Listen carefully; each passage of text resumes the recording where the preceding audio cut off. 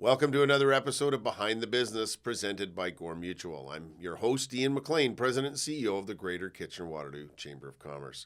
This podcast is recorded on the traditional territory of the Neutral, Anishinaabe, and Haudenosaunee peoples. Each week I sit down for candid conversations where we go beyond the boardroom and behind the business to uncover the real stories of Waterloo Region's business community.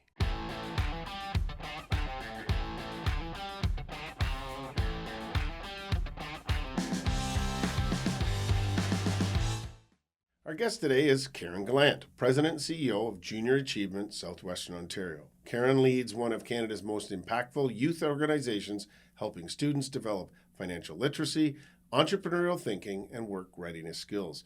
Under her leadership, JA has expanded across the region, adapted to digital delivery, and continues to empower young people to take ownership of their futures. We'll talk about the importance of financial literacy, inspiring the next generation of innovators, and how businesses can play a hands-on role in developing future talent.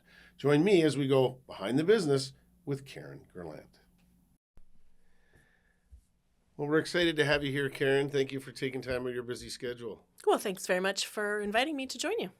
So, as we always do, I want to start with your story for those that don't know you. We've known each other for a long time. I won't say how long because that would date both of us, but it's spanned your time at Communitech and in business and what you're doing now. So, give a flavor of your career roles that's led you to your current role with Junior Achievement Southwestern Ontario.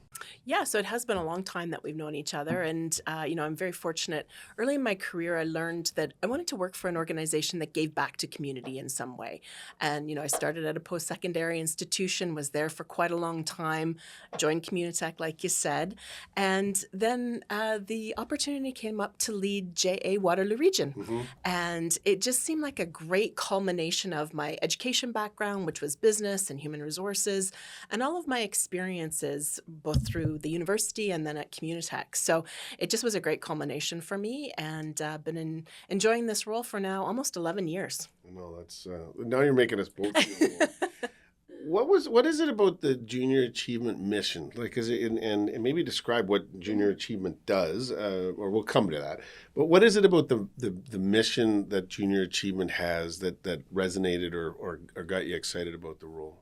So JA's mission is really to inspire and prepare young people for success. And if listeners don't know what that is, it really is talking about how can young people be successful in their future, no matter what that holds. And we all know that people have different paths, people will take different routes, but everybody needs certain skills for success. And when I first got introduced to JA, my kids were sort of in that grade 7, grade 8 teenage year where they're starting to figure things out and still struggling to figure things out.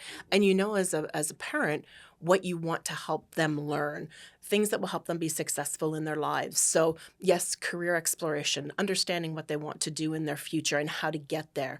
But then also some of those other skills that are so important, financial literacy, thinking about owning their own business perhaps, contributing back to society and just being a really great community citizen and leader in that way, no matter what that looks like, because people pursue different paths. I'm always, and I think we had maybe at the Entrepreneur Hall of Fame, and we had a couple of your past graduates, and the things that some of these young people who are now in business are doing is amazing. But I even when they're doing the training and trying to develop their own in groups or individual or small groups, starting a business, they learn a lot about business planning and the hurdles that you're going to face. I mean, JA has had an impact on young people, not just here in Waterloo Region, but wherever JA has programs. Talk about the impact on those some of the successes where you've seen. You've got champions now in JA that came through the program itself. Yeah. We have so many people. I talk to different people and they're like, oh, I did JA when I was in school, right? And we find these alumni everywhere and they are down different career paths all the time. But I'm going to give you an example, Ian, of one of our student teams that went through our company program last year. It's our high school entrepreneurship program. It's done after school, 18 weeks under the guidance of volunteer mentors. And what happens is these teams of students, they have to actually start operate and liquidate a small business over the course of those 18 weeks. So this team of students who'd never participated in JA before, they came up with this idea. And they started down a path with this idea and how they were going to, sell it, market it, all those things. And they started to realize that what they had originally come up with was not going to get them to the success that they were looking for. So they had to pivot and they had to rethink their entire product that they were going to sell, their whole business plan. They ended up winning our Company of the Year competition at JA Southwestern Ontario. And then they went on to the national competition where they were named Social Enterprise of the Year. So the skills that these kids learn, these young people learn through the JA programs are so transferable, no matter what the future holds for them. But certainly if they're thinking about starting their own business, they get that risk-free opportunity or environment that they can learn. They can figure out what they need to do to be successful in the future. If they're And gonna doesn't be that sound entrepreneurs. like my members that are starting businesses and discovering that what they first thought wasn't where they go and pivot, adapt, or end entirely and go in a different direction? And that's very much what you would have seen in Communitech too, with startups and Yep. entrepreneurs saying, well, we tried that, something different. And it is a skill with as fast-paced change, not only in business but just in the world in general. Listen, Global Entrepreneurship Week is taking place the 17th to the 23rd. One of the reasons we want to have you in here. How do you see junior achievement inspiring the next generation of innovators and business builders? And what are the initiatives as part of Global Entrepreneurship Week that you're excited about this year? Yeah, so I mean, company program is a great example of what JA does to help, inspire that next generation of innovators and business builders, business leaders. But one of the things that I'm really excited about this year is an adaptation of our company program that fits better within the high school environment. So in class, where there's much less time for teachers to be able to run our full Yeah. company program, we're adapting that. It's called Pitch Your Vision. So it basically is, what's the ideation, and then you move up to a pitch competition. And we're also doing that for elementary school students. So that's something that's new for us and is really exciting because we know if we can inspire young people to think about entrepreneurship early, then they start to think about that as a potential career. They start to build their education, their volunteer work, their other work experience to support that as an end goal. So we're really excited about that new offer. And in changing world, I mean, we know all the trade, tariffs, and all the other things. One of the things we know is we're going to have more businesses doing different things. Jobs to the future are changing. And so being able to kind of get that, instill that, trying that entrepreneurial venture is going to be important with every passing day. And during Global Entrepreneurship Week, which ties into that to what you just talked about, there's a big focus on resilience and learning from failure, and you touched on that already with the example. But what are some of the lessons in general? So that group actually had to deal with it. They had, geez, we're going to fail if we do this, so they pivoted. But how do you pass along to students about the realities of entrepreneurship, the risks, the challenges, the rewards, the how to do it? When you're pitching that at the outset, because failure is a big part of business success. We all kind of go, well, boy, that didn't work. But you don't then just throw up your hands and say, I guess I'm not going to do it. Is how do you learn from it? How do you adapt, pivot, all those sorts of things? So how does Global Entrepreneurship Week provide that those lessons of resilience and learning from failure are instilled in these kids? Yeah, I think one of the biggest ways that we're able to do that is by having volunteers engaged in our programming, whether that's in school, whether that's after school, and they share their stories and their experience with young people, and they let them know that it's okay to fail. I think society has such, and young people in particular, have such high standards, and they are so afraid of making mistakes, and that's going to be the end of the world, be the end of their career, be really prohibit them from doing what they want to do. And it's not. They're the biggest lessons that we can learn as long as we take some time to reflect on that and figure out what went wrong and what are we going to do differently next time. So our volunteers are a huge part of helping young people develop that skill of resilience and reflection and learning that failure is okay. So I want to talk about the partnerships because part of JA, I mean, you're much like a chamber. You're a big program with very small staff. You do it a lot with, and I wouldn't say baling wire and duct tape, but you do it with On a minimal shoestring. on a shoestring. But you do a lot of it is with volunteers and volunteer mentors. The education system plays a role in this. How do you collaborate with business and educators and volunteers to bring that JA mission to life? And I guess part of that question is how, if someone's watching this saying, hey, that sounds like an interesting program, how do I get involved? How do you engage and get people to that, support that vision that the JA, ethos has? How do you help them get involved? Mm-hmm. I mean, businesses, educators, and volunteers, they are absolutely, 2/3 of our three-pronged stool for success. And we're very fortunate to have great corporate partners, our education partners, and then volunteers in the community as well. So we work with our education partners. Of course, they're the ones who invite us to come into classrooms. Our materials are aligned with the curriculum so that teachers can know when they bring a JA program into the classroom, they are still achieving the learning objectives and outcomes that they are supposed to be achieving through the ministry guidelines. So that's the first thing. We really work with the educators to tailor what we offer to meet their needs and ensure what we're delivering is of value to the teachers and the students. And then businesses provide partnerships in a couple of different ways. We're always looking to add new corporate partners to our suite and our portfolio. They can provide volunteers for us, which is a really important way that we partner with them. And then they can also provide funding support for us. We are a registered charity. We don't receive any government funding. And so partnerships with businesses help us to achieve our mission in the two different ways. The volunteer engagement, which is also really great for them because, they can help their young people develop, their young employees get up in front of a class of students, they practice their presentation skills, all of that kind of thing. But it also helps them become an employer of choice, right? Their own employer brand as people are looking for jobs and so on. And build a pipeline of potential new employees. Exactly. The Behind the Business podcast is made possible through the support of our title sponsor, Gore Mutual. Proudly Canadian, Gore Mutual has stayed true to one purpose for more than 185 years, insurance that does good. It's the reason they exist. They believe that when we focus on being good, doing good, and spreading good, we all thrive together. We're grateful for their continued commitment to our local communities and the positive impact they make every day.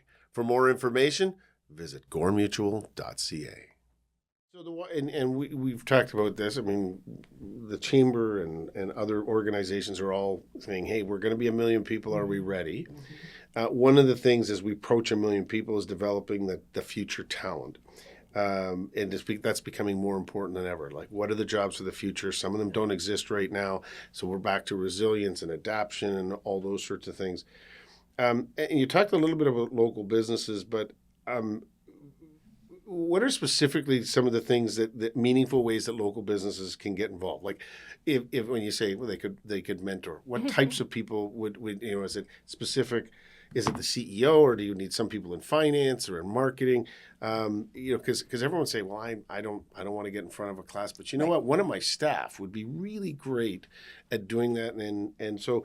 How do you nurture that business relationship and get the skills that you need? Because you need a lot of different parts to do, because the program is very involved. Like it covers everything from finance, HR, sales, brand, marketing. The whole everyone in your program are learning bits or parts of all of those things.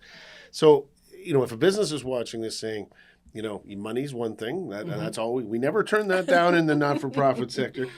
But, how do you determine, or should a business be looking and saying, hey, I want to get involved? You're going to find a way to get them involved. Yeah, absolutely.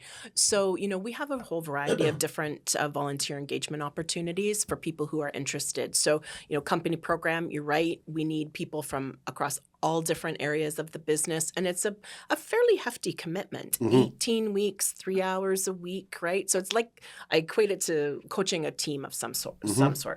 But we have other volunteer opportunities, which not only range from the sort of full day in-class activities, but we also have now these virtual, we call them World of Choices or Career Hunt programs, which are really about career exploration. And they're done online. It's about 20 minutes, and we need people from all different roles, all different industries to come and just basically share what their work experience is like, what their job is like, how did they get there, what's a day like in the life of the CEO of the chamber or the life of someone who is, in a caregiving profession. All across the spectrum of industries, we're looking for individuals to get involved in that, and love to talk to people who think that that might be a great place for them to start. They can give that 20 minutes, half an hour or so, and just give it a test run. Well, you can sign me up for that. All right. I would love it. And I used to do go into career classes that my brother taught when he was teaching. Yep. And I would go in once or twice a year to his career class and do very much that. That's a great way to for people to kind of say, how did you end up as a president and CEO when you were a beer salesman and then you were a city, seeing how things evolve. So sign me up, and anyone that's watching, we'll get you the information on how you can get involved too. Waterloo Region, you've stayed here, you've worked here in a variety of roles, is a special place. We're very lucky to live here. We've got entrepreneurship in a variety of sectors, and that barn building and that community that supports one another. Is it those types of things that make this such a great place for JA to operate? Because you do operate, like when we say Southwestern Ontario, you're in London and you're in Kitchener, and you have a big swath of the province. Is there something special about Waterloo Region that really makes this a successful part of the programming that JA does? Absolutely. And I think you hit the nail on the head with a couple of your comments there, that barn building, that sense of community and giving back, and just how people are willing to sit down and have a coffee with someone and just say, here's my experience, here's my advice if you're, experiencing a challenge or what have you. And I think that's different than many of the communities that we operate in. We have a lot of support, and JA here in Waterloo Region has operated for more than 50 years. Long-standing history of engagement with, all of the big businesses that used to be here, Seagram, ComDev, ATS. And then, that really helped to give us a strong foothold in Waterloo Region, so we're able to continue to be here, to operate here, and build here. So we still deliver about a third of our programs here in Waterloo Region. Okay, I want to pivot just a little bit. I mean, part of what Jay does, financial literacy is one of those important things, and it doesn't get taught enough in classes. And I think it just should be more prevalent for young people. So financial literacy of understanding your costs, what your income is, how changing jobs, big purchases, all of those sorts of things. And then we also have students that are getting educated, and as they get older and get through high school, student debt. Like all of these things are important as you plot out both your career and your sort of living your life. What trends are you seeing with young people in terms of how they manage money today? And is JA helping, in the programming you're doing, adapting to develop programs or change programs to meet those evolving needs in that financial literacy area? Absolutely. So, date myself again. When I was growing up, and probably the same as you, when I wanted to buy something, I had to take out a wallet and I would have to pull out the cash. We all know that that's not the case now, right? So much of money management is done online using digital tools. And so things like banking apps and online banking and digital wallets, like they never existed when I was growing up. And so we see a huge change in that with young people. And I think in some ways that makes it a lot harder for them to get the concepts of money management and budgeting, because they just need to, tap something and it gets paid for. So JA is continually evolving our programs to meet the changing needs of students, and so things that we're doing now would include a lot more of the online digital programs. We call them quick inspirations, and they're very short interactive modules that are done online, as I mentioned, that are focused on specific topic areas. So we have one in elementary, like for the elementary grades, that's curious about currency. It's a couple of modules, videos that either teachers can show in their classrooms or students can do on their own under the guidance of a caring parent or guardian. Volunteer, Yep. We do things like we have a Keep Your Balance app, which is actually a budget balancing tool that you can input different things. If you want to go live out in PEI when you're older, you can put in some information about that, learn what it would cost to live in PEI or go to school in PEI. We have a program online again about post-secondary and planning for post-secondary. Cost and Cost your and living what you need expenses, to do. Exactly, all of it, exactly. yeah. So really short, very focused online programs that students can do when they need them, basically. And so we also have programming and integrated a lot of this content in our program related to fraud and protecting yourself against fraud. Because with all of this movement to digital banking and so on, people have to be aware of that. Okay, we're getting to the end. And I always ask the rapid fire questions, but before we get there, what excites you most about the future of junior achievement? You've been there 11 years. You're doing different things. You've really grown in this part of certainly I've seen in this part of the world, growing the programs and the things you're doing. But what excites you most about the future of JA Southwestern Ontario? Is it the new initiatives or programs on the horizon that you're developing on top of what you've already talked about? Yeah, some of that. And some of that is just reaching more students. We have such a large area. We have about 390,000 students within the Southwestern Ontario marketplace. We only reach about 30,000 of them every year. So what excites me is the opportunity to do more and to really have that impact on the individual youth success, their community success, our community success, Ontario's success, Canada's success. I think we have a huge role to play in that, and that really excites me. Yeah. That's great. And it's great to hear the story of JA and your leadership journey, but this is also about the leadership of the people in the community that drive our community forward. So I always ask the same set of questions. I call them the rapid fire questions, and there's no right or wrong answer, but it's always instructive of how leaders kind of view some of these questions and respond. So if I was to ask you, what would you could go back and tell your younger self something, what would it be? Don't be so hard on yourself. That's and I think it fits into the fail and learn from failure. Exactly. Who or what has inspired you most in your career journey? Growing up, it was my mom. She was a single mom, and so she was certainly my role model. Recently, I've had the good fortune to work with some JA colleagues who are incredibly inspirational, and unfortunately, we lost one of them recently. But she was a bright light and a positive energy, and she continues to inspire me. If you weren't, and at the risk because you've done several things in your career, but if you weren't in your current career now at JA, what do you think you'd be doing instead? That's a tough one because I love what I do, and I really think that my career path has set me up for this. So I don't know that I would do anything different. Well, I'm kind of in the same thing. I'm loving what I do and helping business. So it's always a tough one. Some people have an answer to that. Others is like, no, I really don't want to imagine not doing this.